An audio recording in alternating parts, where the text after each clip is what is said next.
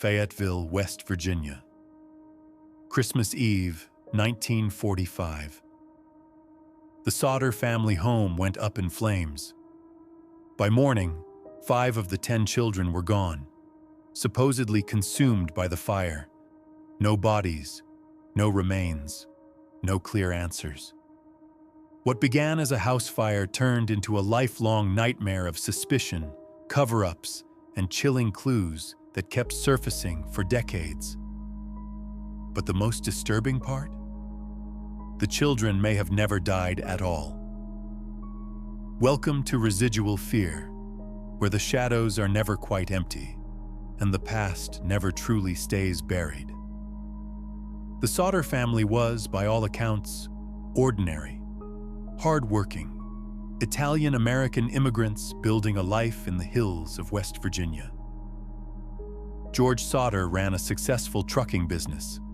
His wife, Jenny, managed their bustling home, and together they raised 10 children in a large white farmhouse just outside of town. George was outspoken. He criticized Mussolini loudly and often, something that didn't sit well with parts of the local Italian-American community. Still, the Sodders were well known, respected, and by Christmas Eve of 1945, the house was filled with excitement. The war was ending. The children were playing. Gifts had been opened. Laughter echoed through the house. That night, 5 of the children begged to stay up late. Jenny allowed it, telling them to remember to turn out the lights and lock the door before going to bed. But just hours before the fire, Jenny received a strange phone call. A woman's voice asked for someone who didn't live there, followed by unsettling laughter. Jenny hung up, uneasy, but didn't think much of it at the time. She would never see her children again. At around 1 a.m., Jenny awoke to the sound of something hitting the roof, a loud thump, then a rolling noise. Moments later, smoke began to fill the home. Flames erupted from George's office. He, Jenny, and 4 of the children escaped. But 5, Maurice, 14, Martha, 12, Louis, 10, Jenny, 8, and Betty, 5, were still inside. George tried to reach them. He smashed a window to get back into the house. Flames pushed him back. He tried to climb the wall. His ladder was missing. He tried to drive his trucks under the window. Neither would start. The phone lines were dead. By the time the fire department arrived, hours later, the house was ash, and the children were gone. But then things became strange. Investigators said the fire had burned hot enough to cremate the children's bodies, but Jenny disagreed. She later conducted her own experiments, burning animal bones in her stove. They always left remains. And if the children had died in the fire, why was there no smell of burning flesh? Why were no bones, no teeth, no fragments found? Experts agreed. The fire hadn't burned hot enough, not long enough. Something was wrong. Then came the sightings. A bus driver claimed he saw balls of fire thrown onto the roof that night, possibly Molotov cocktails. A woman at a hotel claimed she saw the missing children, with 2 unknown adults. Another witness said she saw them peering out from a passing car. One woman said she saw the children in a convent several hours away. Another said they were being raised by strangers, under different names. George received a photo, years later, of a boy who looked like Louis, now older. The back read, "Louis Sodder. I love Brother Frankie, Illil Boys, a 90132 or 35. Cryptic. Haunting." The photo was postmarked from Kentucky. No return address.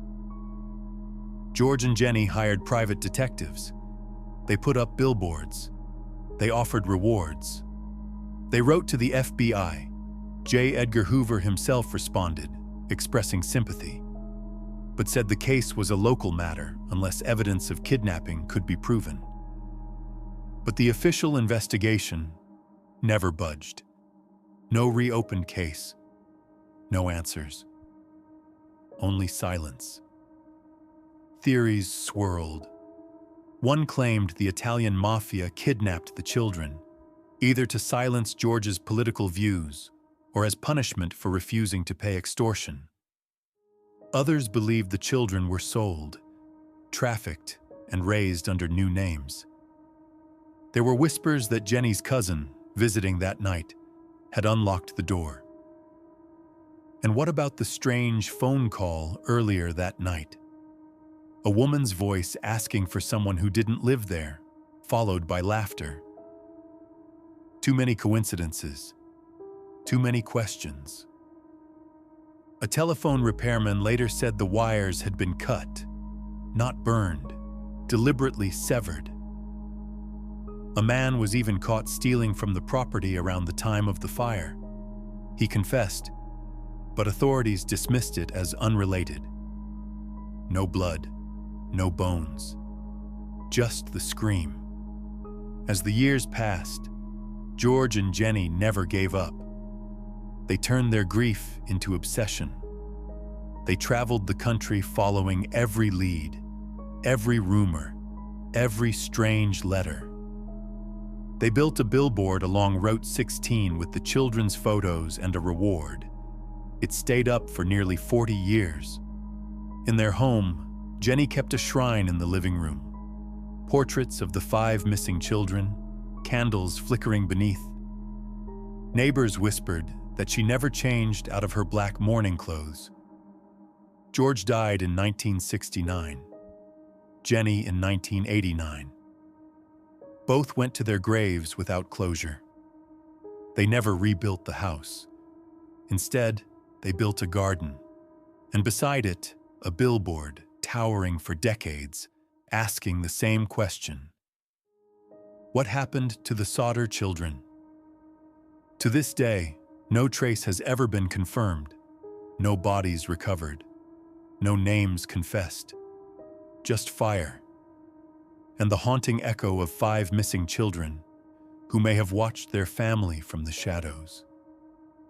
What really happened may never be known, but something or someone didn't want it found.